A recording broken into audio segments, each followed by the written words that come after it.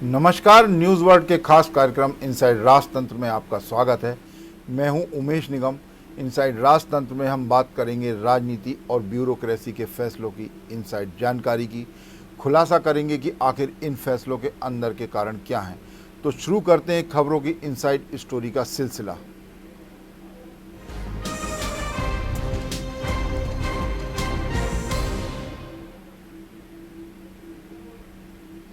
भारतीय प्रशासनिक सेवा के अधिकारियों के 1 जनवरी से 31 दिसंबर के बीच किए गए तबादले की रिपोर्ट हर साल डीओपीटी को भेजने की अनिवार्यता है।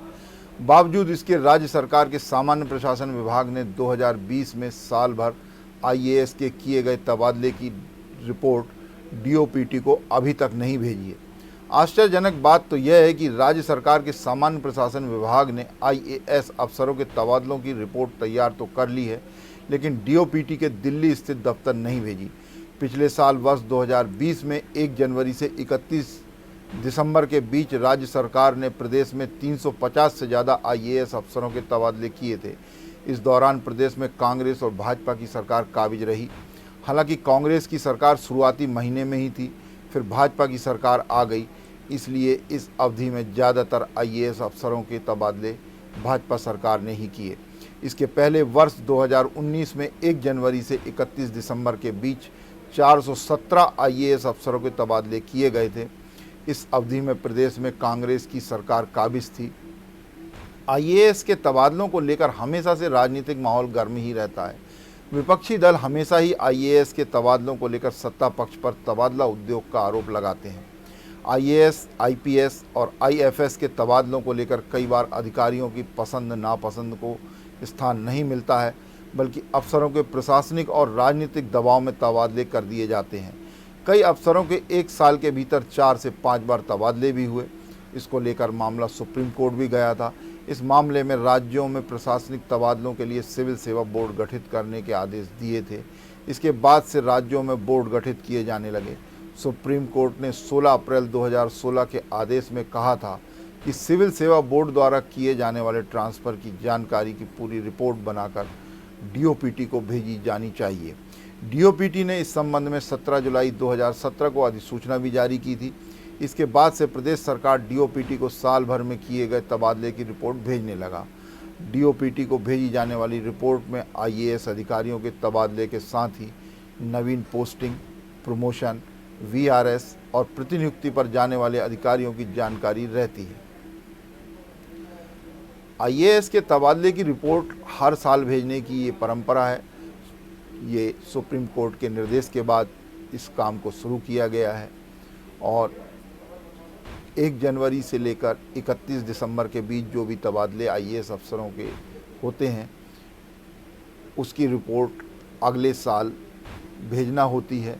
लेकिन इस साल राज्य सरकार ने जो पिछले साल किए गए थे तबादले, उसकी इस साल रिपोर्ट भेजी जाना चाहिए थी। राज्य सरकार ने वो रिपोर्ट अभी तक नहीं भेजी है। विलंब क्यों किया जा रहा है, विलंब के कारण क्या हैं, ये आईएएस अफसर ही बेहतर बता पाएंगे। आईएएस अफसरों के तबादले हैं और आईएएस अफसरों को ही ये रिपोर्ट भेजना है, तो अपने ही संवर्ग की जानकारी आईएएस अफसर भेजने में समय लगा रहे हैं। 1 जनवरी से 31 दिसंबर के बीच हुए तबादले की राज्य सरकार रिपोर्ट डीओपीटी को भेजती है। इसी विषय पर विस्तार से चर्चा करने के लिए हमारे साथ जुड़ेंगे वरिष्ठ पत्रकार प्रवीण शर्मा। प्रवीण शर्मा जी, आपका स्वागत है। नमस्कार प्रवीण जी, ब्यूरोक्रेट्स के जो तबादले की रिपोर्ट है वो डीओपीटी को हर साल भेजने का निर्देश जो बोर्ड बना है उसने भी दिए हैं, डीओपीटी ने भी दिए हैं और सुप्रीम कोर्ट के निर्देश पर ये परंपरा शुरू हुई है। लेकिन पिछले साल जो तबादले किए गए थे आईएएस के पूरे साल भर 1 जनवरी से 31 दिसंबर के बीच में, वो रिपोर्ट अभी तक नहीं भेजी। आईएएसों की रिपोर्ट है, आईएएस को ही भेजना है और उन्हीं का जो विभाग है सारी जानकारी रखता है केंद्र में, वहाँ भेजना है। आखिर विलंब क्यों?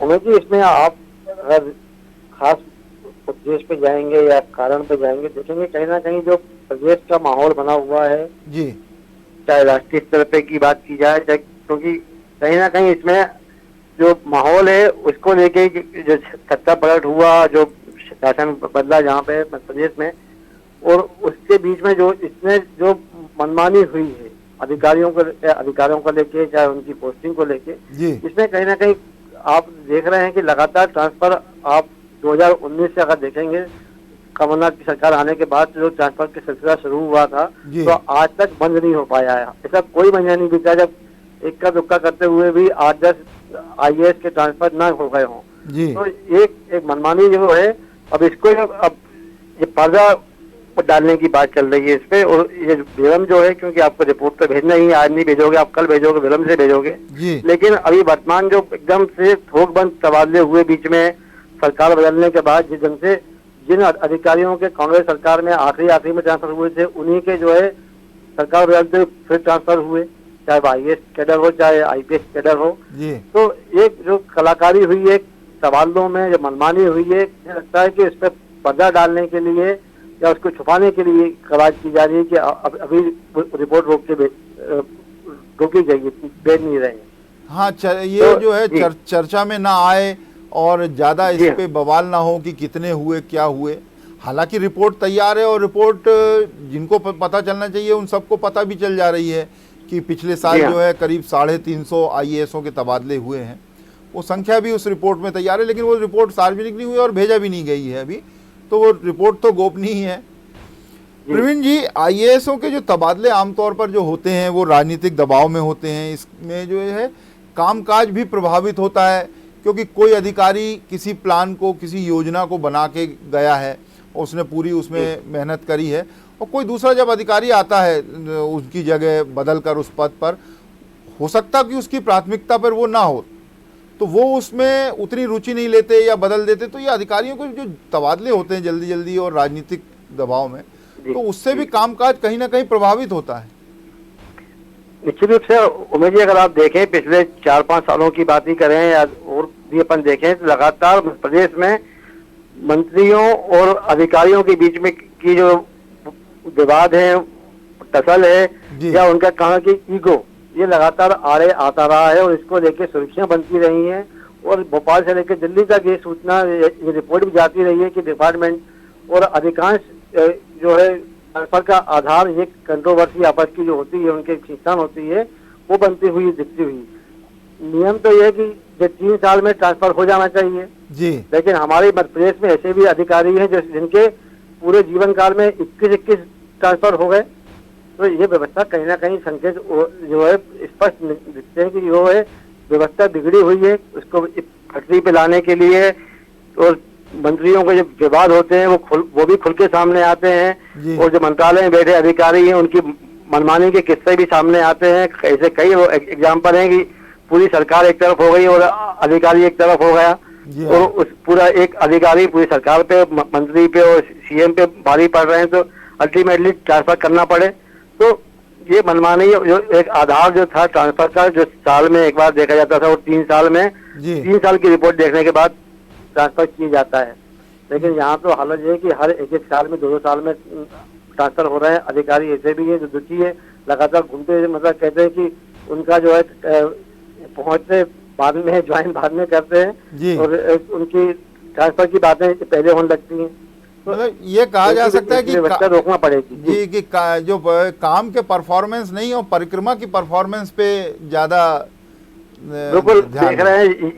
ये परंपरा भी लगातार ब्यूरोक्रेसी में आती जा रही है। आज कोई भी अधिकारी ऑफिस टाइम में भी किसी पार्टी के दफ्तरों में जाने से संकोच नहीं करते। जी हाँ। तो ये कहीं ना कहीं जो एक गिरावट आई है, चाहे वो व्यक्तिगत स्तर पे हो अधिकारियों की, या सरकारी तंत्र इतना हावी हो गया कि ये सारे परिक्रमा होने लगे हैं, और परिश्रम या आपकी परफॉर्मेंस आप बात करें, ये सेकेंडरी हो गए आज की व्यवस्था ब्यूरोक्रेसी में।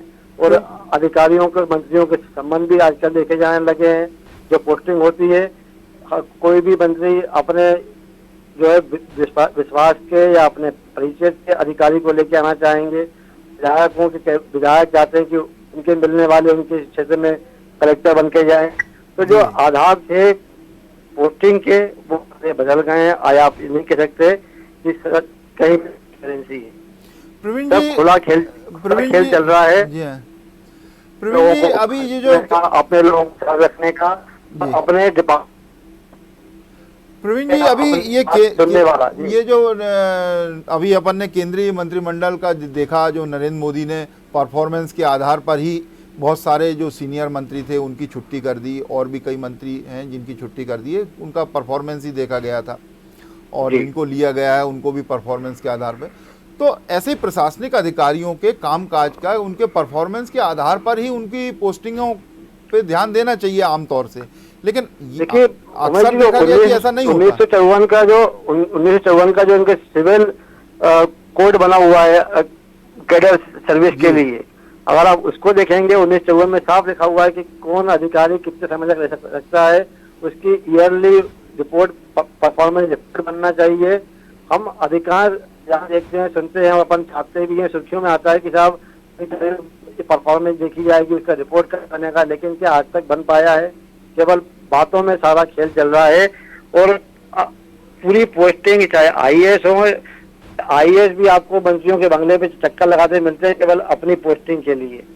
तो ये व्यवस्था कहीं ना कहीं चरमरा चुकी है, और इसमें ब्यूरोक्रेसी जो उतनी जिम्मेदारी जितने जो है राजनेता और वो जिम्मेदार है, उतने ही लगभग ब्यूरोक्रेसी के लोग भी जिम्मेदार हैं, क्योंकि अपनी जो उनकी जो एक पद की वो होती थी मर्यादा, उसको खत्म करते जा रहे हैं। जो गाइडलाइन होती थी, जो डेडलाइन होती थी, वो लिमिट को क्रॉस करके आगे बढ़ रहे हैं केवल स्वार्थ के लिए, और जो स्वार्थ हावी हो गया, इससे पूरी व्यवस्था को आघात लग रहा है, व्यवस्था बिगड़ती जा रही है, हो रही है। सही बात है प्रवीण जी। एक बात और ये कि जब सरकार बदलती है तो ये एक स्वाभाविक प्रक्रिया है सरकार का बदलना और आना जाना, लेकिन पिछले कुछ सालों में ये देखा गया है कि जब सरकार बदलती है तो अफसरों पर भी ये आरोप लगाया जाता है कि ये उस दल के हैं, ये फलाने दल के हैं, और ये उनके करीबी हैं, ये ऐसा है वो ऐसा है।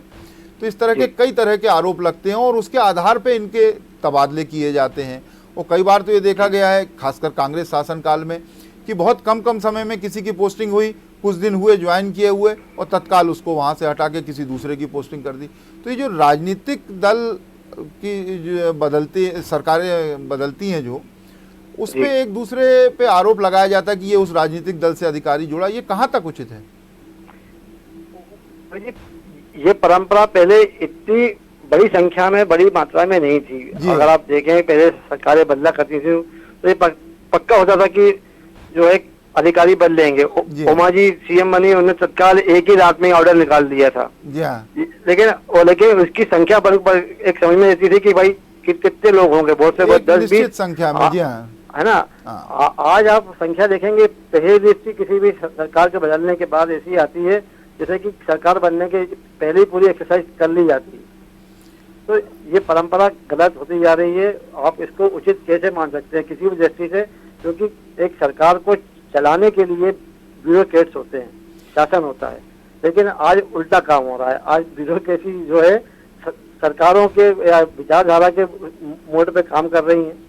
तो इसका असर यही हो रहा है कि आप देख रहे हैं कि आगे चल के कई आईएएस उन राजनीतिक दलों में जो है मेंबर बन जाते हैं, उनसे टिकट लेके चुनाव भी लड़ते हैं और उसी को आगे बढ़ाते हैं। तो जो निष्ठाएं हैं ये लगातार अब अधिकारियों की भी बदलती जा रही है। भले एक दूसरे पे आरोप लगाएं, कांग्रेस सही चुनने का साहब भगवाकरण कर रहे हैं ब्यूरोक्रेसी का। प्रवीण जी, पहले तो ये आरोप लगते थे, थोड़े बहुत लगते थे, और थोड़े बहुत अधिकारियों के आपने भी कहा कि तबादले कर दिए जाते थे, सरकार बदलती थी तो स्वाभाविक प्रक्रिया है कि कुछ लोगों को कामों में फेरबदल किया जाता था। लेकिन ये खासकर अपन ने कांग्रेस की सरकार में ये देखा लोगों ने कि बहुत ज्यादा व्यापक पैमाने पे अधिकारियों को ये कहते हुए कि ये तो उस दल से जुड़े हुए लोग हैं तो हटा दिया था। और ये परंपरा यदि आगे भी ऐसी चलती रही तो कामकाज तो बहुत बुरी तरह प्रभावित होगा, क्योंकि आमूलचूल परिवर्तन हो जाता है एकदम से। काफी कामकाज बिगड़ गया है। आप देख रहे हैं कि कैसी स्पीड क्या रह गई कामकाज की। उससे बड़ी खतरनाक मैं जो चीज देख रहा हूँ, जो चिंता की विषय है कि आज अधिकारियों की विश्वसनीयता पर उंगली उठने लगी है, उनकी विश्वसनीयता खत्म होती जा रही है इसी आरोप की। क्योंकि कमलनाथ जी आए, उन्होंने लगभग 450, अगर आप हिसाब लगाएं तो लगभग 1.5 से 2 लोगों के ट्रांसफर हर रोज हुए हैं, अधिकारी बदले गए। तो ये यहाँ मतलब डीओपीटी एक को भी जो दिन रिपोर्ट खाली नहीं भेजी गई गया। है 2019 की, उसमें ही 400 करीब 450 से ऊपर अधिकारियों के 450 आंकड़े से दिए ऊपर गए। आंकड़ा आ जी रहा हाँ, है। लगभग तो आप 450। सोचे ना कि मतलब ऐसा कोई दिन नहीं गुजरा जब ट्रांसफर नहीं हो रहा, और जी हाँ। छोटी छोटी शिकायतों पे। अब तो हालत ये हो गई कि 4 कार्यकर्ता खड़े हो जाते हैं किसी दल के, अगर उसकी सरकार है तो वो कलेक्टर बदलवा देंगे, प्रेशर जी। बनेगा, काम करने देंगे। तो अल्टीमेटली वही है ना कि चाहे राजधानी हो चाहे दूसरा जिला हो, सब जगह ये आईएएस सही कहा के प्रवीण जी आपने कि ये प्रेशर जो बढ़ते जा रहा है, अधिक कामकाज की व्यवस्था बिगड़ती जा अधिकारियों रही है। जी जो आईएएस अफसर हैं उनके जी हाँ। लगातार और जल्दी जल्दी जो तबादले होते हैं उससे कामकाज प्रभावित होता है, और कहीं ना कहीं जो ब्यूरोक्रेट्स हैं उनको भी ये सोचना होगा, क्योंकि पहले की तुलना में अब देखा गया है कि उनकी वाकई आस्थाएं राजनीतिक दलों के प्रति कुछ ज़्यादा होने लगी है। बाद में उनका पुनर्वास के लिए भी वो राजनीतिक दलों में शामिल हो जाते हैं। जी तो इस ओर ध्यान देना होगा, जिससे कि जो जनता के लिए कामकाज करने के लिए वो बैठे हैं वो कहीं प्रभावित ना हो। बहुत बहुत धन्यवाद प्रवीण शर्मा जी आपका न्यूज़ वर्ल्ड से जुड़ने के लिए। धन्यवाद रमेश जी। अब बात करेंगे एक और प्रशासनिक खबर की। प्रदेश में डिग्रीधारी इंजीनियरों को रोजगार से लगाने के लिए जोर शोर से प्रारंभ की गई युवा इंजीनियर कॉन्ट्रैक्टर योजना 3 साल से बंद है। योजना के शुरुआती दौर में 3 साल तक 1200 इंजीनियरों को ट्रेनिंग दी गई, लेकिन इनमें से किसी को भी बैंक से 25 लाख का लोन नहीं मिला। 16 जनवरी 2013 को आयोजित युवा पंचायत में युवा इंजीनियर कॉन्ट्रैक्टर योजना प्रारंभ करने की घोषणा की गई थी। इसके बाद अगस्त 2013 से प्रदेश में यह योजना लागू कर दी गई, जिसके तहत हर साल 600 डिग्रीधारी इंजीनियरों को 6 माह की ट्रेनिंग दिलवाकर स्वरोजगार से लगाना था। योजना का उद्देश्य था कि शिक्षित युवा इंजीनियर कॉन्ट्रैक्टर्स को सब कॉन्ट्रैक्ट के माध्यम से कॉन्ट्रैक्टर्स के साथ काम करने का मौका मिलेगा। वे स्वयं कॉन्ट्रैक्ट ले सकेंगे अथवा इंजीनियर के काम में स्वयं का रोजगार स्थापित कर सकेंगे। इस योजना में 6 माह की ट्रेनिंग लेने वाले इंजीनियरों को 5,000 रुपये प्रतिमाह अनुदान के रूप में दिया जाता था। वहीं फील्ड ट्रेनिंग के लिए भत्ते के रूप में 2,000 की राशि अतिरिक्त रूप से मिलती थी। इसके लिए मध्य प्रदेश का मूल निवासी होना आवश्यक था। साथ ही बीई की डिग्री और 10वीं एवं 12वीं की अंक सूची उपलब्ध कराना जरूरी था। योजना के संचालन और क्रियान्वयन की जिम्मेदारी लोक निर्माण विभाग को दी गई थी।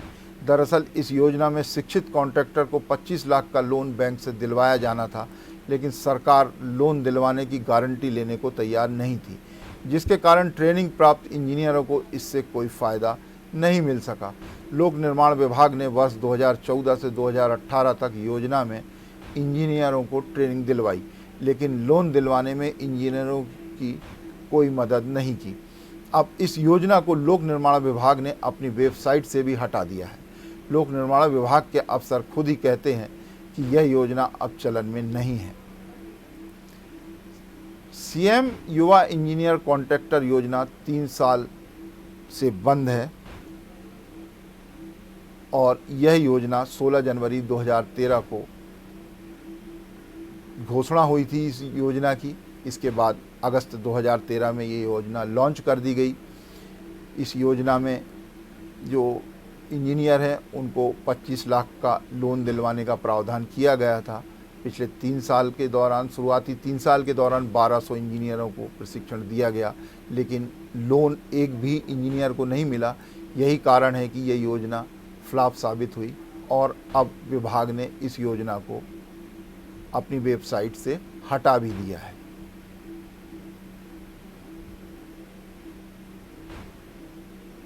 अब बात करेंगे एक और प्रशासनिक खबर की। जब प्राचार्यों को ही शिक्षित करने की ज़रूरत महसूस होने लगे तो वे छात्रों को किस तरह शिक्षित करवा पाएंगे, यह बात खुद ब खुद समझी जा सकती है।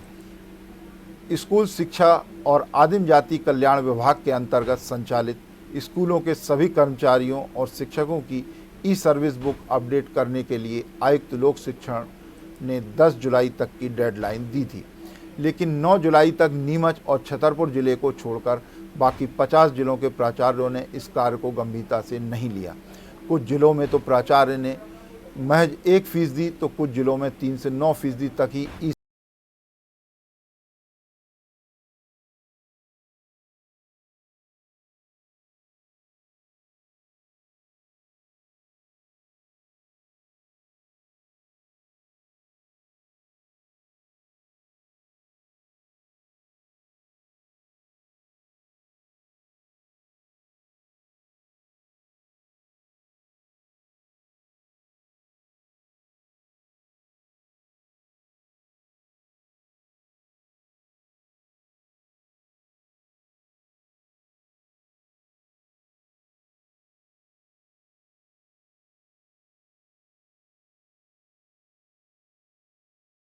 जुलाई को पोर्टल बंद कर दिया जाएगा। इधर बगैर ऑडिट कराए प्राचार्यों के द्वारा अपने अधीनस्थ रिटायर होने वाले अधिकारियों के पेंशन प्रकरण की निराकरण किया जा रहा है। बिना ऑडिट कराए ही प्रकरण में प्राचार्यों के द्वारा जिला शिक्षा अधिकारी से अनापत्ति प्रमाण पत्र प्राप्त कर लिए जाते हैं। इस गड़बड़ी की भनक लगते ही राज्य शिक्षा केंद्र हरकत में आया। अब सेवानिवृत्त हो चुके और 1 साल में सेवानिवृत्त होने वाले अधिकारियों की जानकारी निर्धारित फॉर्मेट में 1 सप्ताह की अवधि में भेजने के लिए राज्य शिक्षा केंद्र ने प्राचार्यों को फरमान दिया है। इसके साथ ही राज्य शिक्षा केंद्र ने यह भी हिदायत दी है कि अब बगैर ऑडिट के पेंशन प्रकरण निराकृत हुए तो वर्तमान प्राचार्य और लिपिक दोषी माने जाएंगे। इनके खिलाफ अनुशासनात्मक कार्रवाई की जाएगी। बगैर ऑडिट कराए प्राचार्य रिटायर होने वालों के पेंशन प्रकरण को निपटा रहे थे। यह परंपरा लंबे समय से चल रही थी। इस मामले में अब राज्य शिक्षा केंद्र गंभीर हुआ और राज्य शिक्षा केंद्र ने निर्देश जारी किए।